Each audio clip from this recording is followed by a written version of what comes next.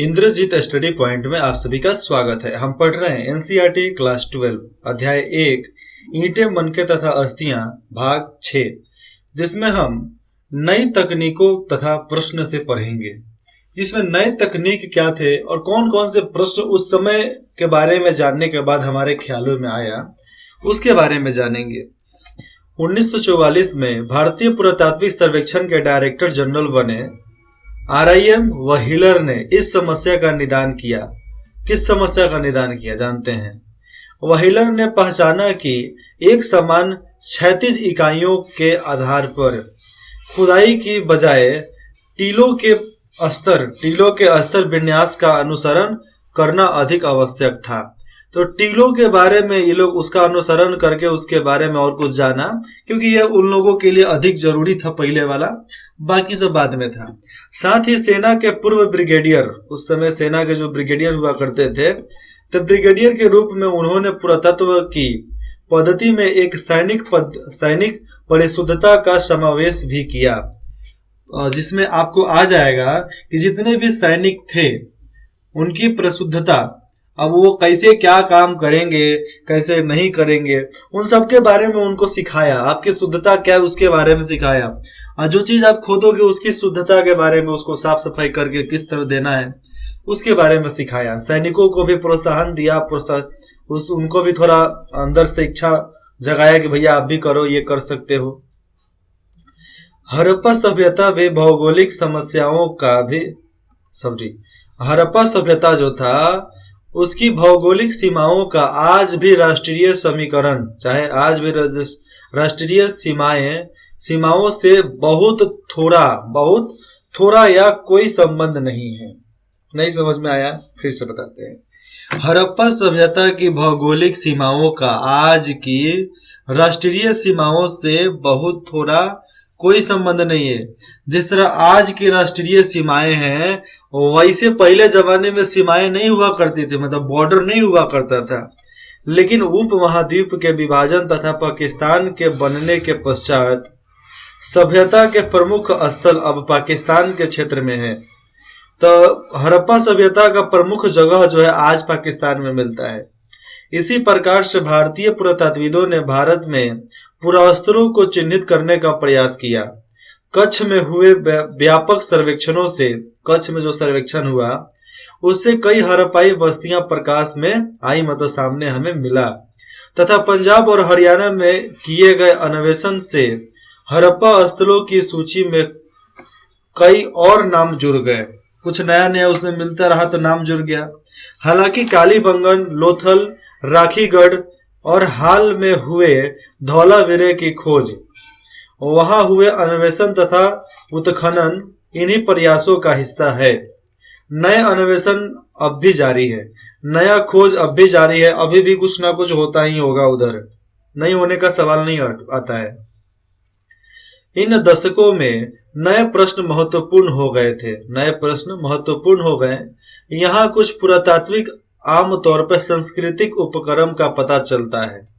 संस्कृति उपक्रम का पता लगाने के लिए इच्छुक रहते हैं कि कुछ पहले की जो है उसके बारे में मालूम करें।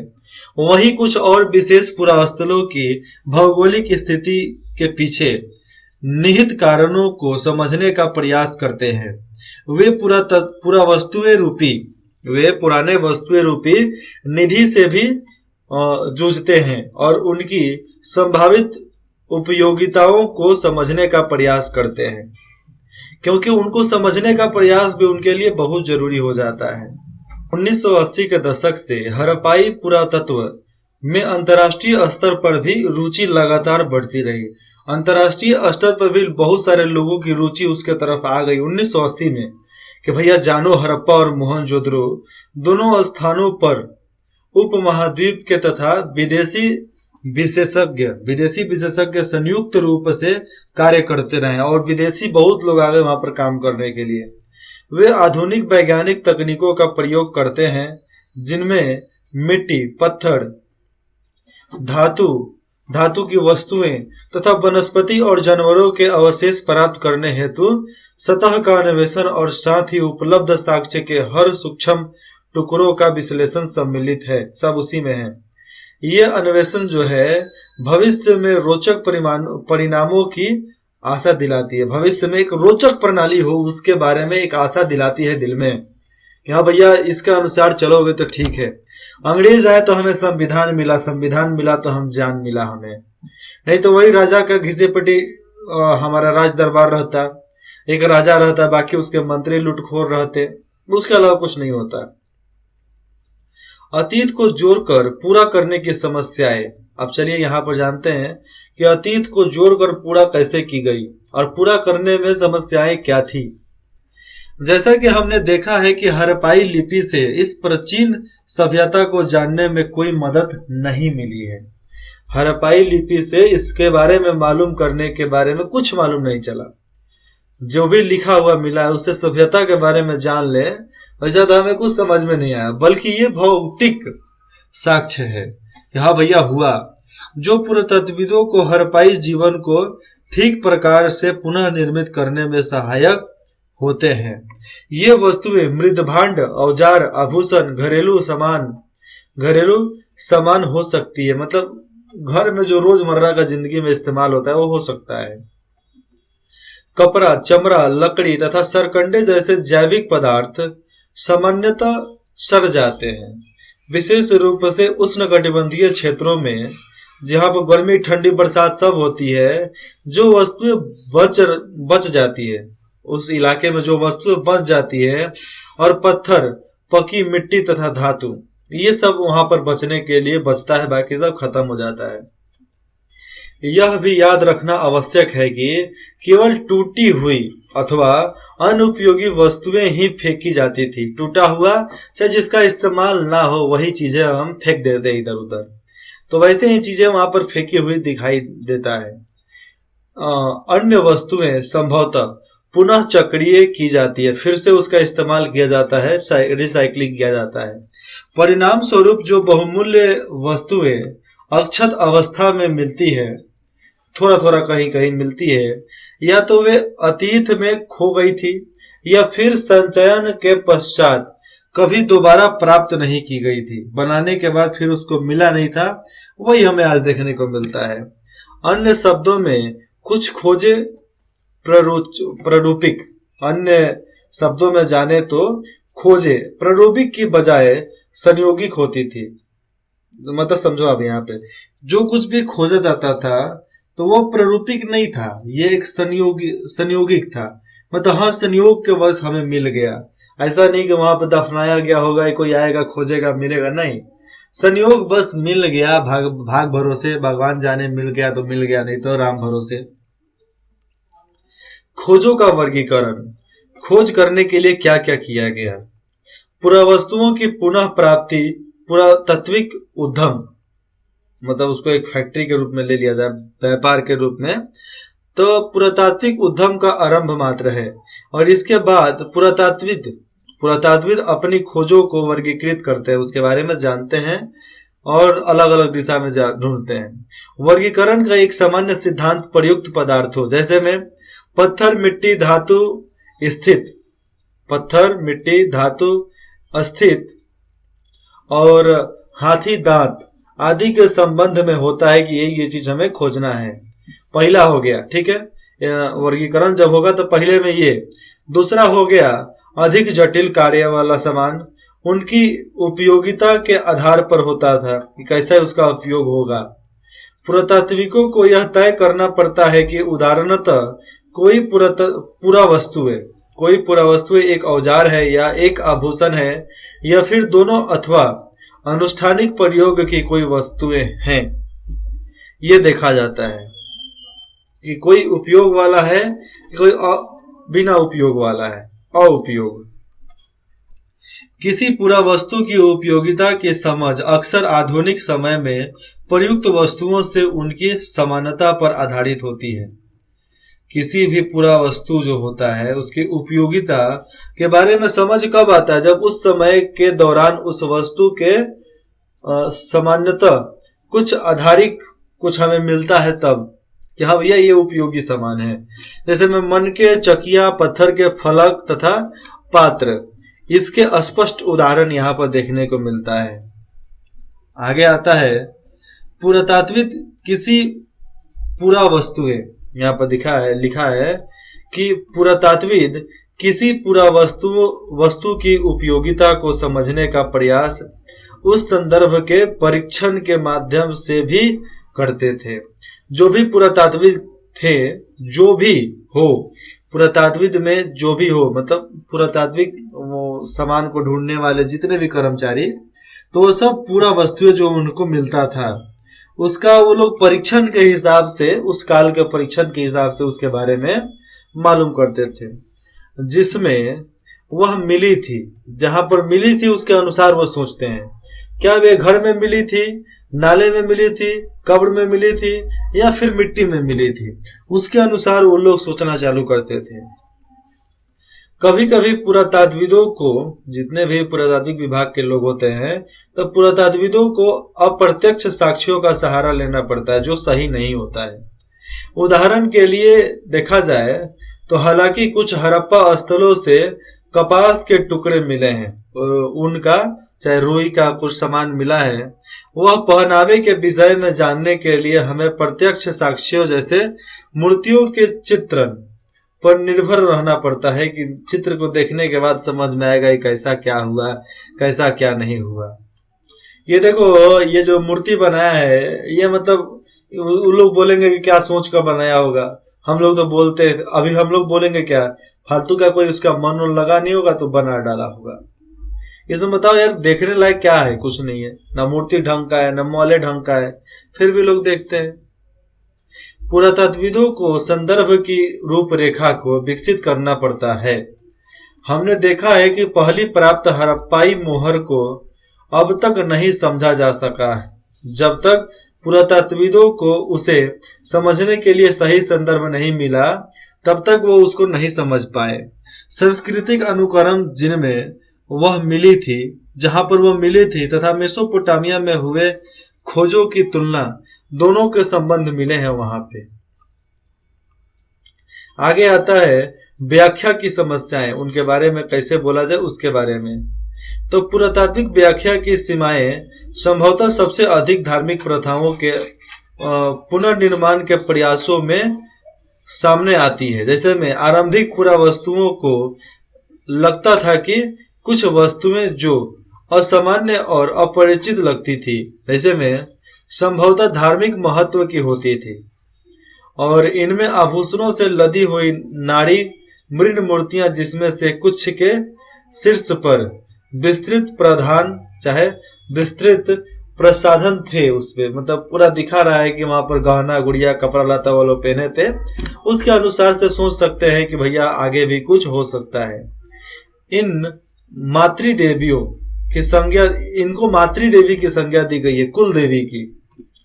पुरुषों की दुर्लभ पत्थर से बनी मूर्तियां, जो पुरुष लोग होते थे उनकी दुर्लभ पत्थर पे बनी मूर्तियां हैं उनका, उन्हें एक लगभग मानकीकृत मुद्रा में एक हाथ घुटने पर रखा बैठा हुआ दिखाया गया है, एक हाथ घुटने पर रख के बैठा हुआ दिखाया गया। जैसे में पुरोहित राजा को भी इसी प्रकार वर्गीकृत किया गया है।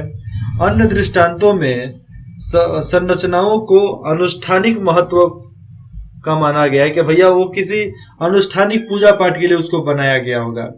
इनमें विशाल स्नानगार तथा काली बंगन और लोथल से मिली वेदिकाएं सम्मिलित है, ये सब उसमें मिल जाते हैं, जिनको वो लोग अनुष्ठानिक रूप से सामने लेते हैं कि पूजा पाठ के लिए इसका कार्य होता था। मोहरों जिनमें से कुछ पर संभवतः अनुष्ठान के दृश्य बने हुए हैं। बहुत सारे मोहर हैं जिस पर अनुष्ठान का चित्र बना हुआ है। उसके प्रशिक्षण से धार्मिक अवस्थाओं और प्रथाओं को पुनः निर्मित करने का प्रयास भी किया गया है। कुछ अन्य जिन पर पेड़ पौधे उत्कीर्ण हैं, पेड़ पौधे बने हुए हैं, मान्यता अनुसार प्रकृति की पूजा के संकेत देते हैं कि भैया हम लोग प्रकृति की पूजा करते थे। मुहरों पर बनाए गए कुछ जानवर, जैसे कि एक सींग वाला जानवर, जिसे आमतौर पर एक श्रृंगी कहा जाता था उस समय। आज भी संस्कृत में एक श्रृंगी शब्द है जिसको एक सिंह का बोला जाता है। कल्पित तथा संश्लिष्ट, कल्पित तथा संश्लिष्ट लगते हैं। वो जो भी एक सींग वाला जानवर जो था एक तरह से कल्पित लगेगा चाहे संश्लिष्ट लगेगा, मतलब किसी कारणवश चाहे उसको पूजा के लिए बनाया गया हो, किसी न किसी से तरीके के लिए बनाया ही गया होगा, चाहे व्यापार के लिए हो, सामान खरीदने के लिए हो, चाहे पावर दिखाने के लिए हो, किसी न किसी रूप में उसको बनाया गया है। ये मानते हैं, हम मानते हैं, आप पता नहीं, आप मान सकते हो, नहीं मानना चाहते हो नहीं मान सकते हो, है कि नहीं। आगे यहाँ पर देख लेते हैं हम। कुछ मोहरों पर एक आकृति जिसे पलथी मारकर योगी की मुद्रा में बैठा दिखाया गया, जो नीचे समझ लो यहाँ पे, तो ये योगी की मुद्रा है कि यहाँ पर किसी तांत्रिक विद्या का प्रशिक्षण हो रहा है, ये तो भैया मुझे भी नहीं पता। और कभी कभी जिसे जानवरों से घिरा दिखाया गया है, सामने आप देख सकते हो नीचे वाले तस्वीर में कि जानवर से घिरा हुआ है, उसको आद्य शिव मतलब अर्थात हिंदू देवता के प्रमुख देवताओं में से एक का आरंभिक रूप की संज्ञा दी गई है, मतलब उसको शंकर जी के रूप में उसको माना जाता है। और इसके अतिरिक्त यहाँ पर देखेंगे तो पत्थर के सिंकवाकार वस्तुएं, पत्थर के सिंकवाकार वस्तु जिनको ऊपर सिंग लगा दिया गया है, तो वैसे को लिंग के रूप में वर्गीकृत किया गया है कि लिंग है वो। हड़प्पाई धर्म के कई पुनर्निर्माण इस अनुमान के आधार पर किया गया है कि आरंभिक तथा बाद की परंपराओं के समानताएं होती है। ऐसा इसलिए होता है क्योंकि अधिकांशतः पुरातात्विक ज्ञात से अज्ञात की ओर बढ़ते हैं। पुरातात्विक जो है ज्ञात से अज्ञात की तरफ, नॉलेज की तरफ से, जहां पर नॉलेज नहीं है उधर की तरफ बढ़ते हैं।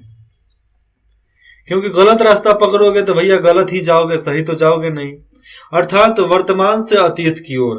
हालांकि यह नीति पत्थर की चक्कियों तथा पात्रों के संदर्भ में युक्ति संगत हो सकती थी। यहाँ पर देखा जाए जो ये पत्थर था ये चक्कियों तथा पात्रों के संबंध में एक मतलब नियंत्रण से हो गया, चाहे आपको कुछ युक्ति हो सकता है, युक्ति में आ जाएगा कुछ चाल, जैसे में कुछ कोई प्लान बना दिया तो वैसा ही वहां पर दिखाई देता है। लेकिन धार्मिक चिन्ह के संदर्भ में यह अधिक संदिग्ध होता है। धार्मिक संदर्भ में देखेंगे तो इसको ज्यादा लोग मानते थे। तो पहले के लोग योजना तो बनाते ही थे, किसी न किसी प्रकार की योजना बनाते थे, युक्ति संगत हो सकती है, मतलब योजना बनाने के अनुसार वो लोग वहां पर काम करते होंगे। उदाहरण के लिए हम यहाँ पर देखेंगे तो आइए हम आद्य शिव मोहरों को देखते हैं। और सबसे आरंभिक धार्मिक ग्रंथ ऋग्वेद, सबसे धार्मिक ग्रंथ है पहले का ऋग्वेद, लगभग 1500 से 1000 ईसा पूर्व के बीच उसको संकलित मतलब लिखा गया है। तो ऋग्वेद में रुद्र नामक एक देवता का उल्लेख मिलता है जो बाद में के पौराणिक परंपराओं में शिव के लिए प्रयुक्त नाम है। और पहली सहस्त्रवेद ईस्वी में, जब पहले सैकड़ों वर्ष की ईस्वी जो थी 100 साल की, तो उसमें अधिक तौर पर हम जानेंगे कि कैसे क्या क्या नहीं हुआ, क्योंकि उस 100 सालों में चाहे 200 सालों के बीच में क्या हुआ उसके बारे में तो हमें जानना जरूरी है ना जी। तो ये हमें जानने को मिलेगा जब हम अध्याय 4 पढ़ेंगे तब। तो अध्याय 4 भी देखिए उसमें समझ में आएगा। लेकिन शिव के विपरीत रुद्र को ऋग्वेद में न तो पशुपति, सामान्य रूप से जानवरों और विशेष रूप से मवेशियों के स्वामी के रूप में उनको लिया गया पशुपति, और न ही एक योगी के रूप में दिखाया गया है। ऋग्वेद में किसी भी रूप में उनको नहीं दिखाया गया है। दूसरे शब्दों में यह चित्रण ऋग्वेद में दिए गए रुद्र के विवरण से मेल नहीं खाता। इसलिए फिर क्या यह कोई समन था मतलब पत्र था, जैसे कि कुछ विद्वानों ने सुझाया, कुछ विद्वानों ने कुछ अलग ही प्रकार का कुछ बताया। चलिए नीचे जानते हैं। इतने दशकों में हुए पुरातात्विक कार्यों की क्या उपलब्धता है। हड़प्पाई अर्थव्यवस्था के बारे में अब हमारी जानकारी कुछ बेहतर है। हम सामाजिक विभिन्नताओं की गुत्थी सुलझाने में सफल हुए हैं। क्या सभ्यता की कार्यप्रणाली के विषय में हमारी जानकारी कुछ बढ़ी है? सच में यह स्पष्ट नहीं है कि लिपि के बढ़ जाने के बाद, चाहे लिपि के पढ़े जाने के बाद स्थिति में हम और कितना जान पाते हैं। यदि एक द्विभाषिक अभिलेख मिला है, दो भाषा अलग अलग है, तो हड़प्पा निवासियों द्वारा बोली जाने वाली भाषाओं के विषय में प्रश्नों पर संभवतः विराम सा लग गया है, क्योंकि उसके बारे में किसी को पता ही नहीं है। आगे है, कई पुनर्निर्माण अभी भी संदिग्ध बने हुए हैं। क्या विशाल स्नानगार एक अनुष्ठानिक संरचना थी जहां पर कुछ अनुष्ठान किए जाते होंगे? साक्षरता कितनी व्यापक थी? साक्षरता मतलब कितने लोग वहां पर जाने पहचाने पढ़े लिखे लोग थे जिनको ज्ञान था? हड़प्पाई कब्रिस्तान में सामाजिक विभिन्नताएं कम क्यों दिखाई देती है? हर कोई बराबर। स्त्री पुरुष संबंधों से जुड़े प्रश्न भी अनुत्तरित है। यहाँ पर स्त्री और पुरुष के बीच में कैसे संबंध होते थे उसके बारे में भी है।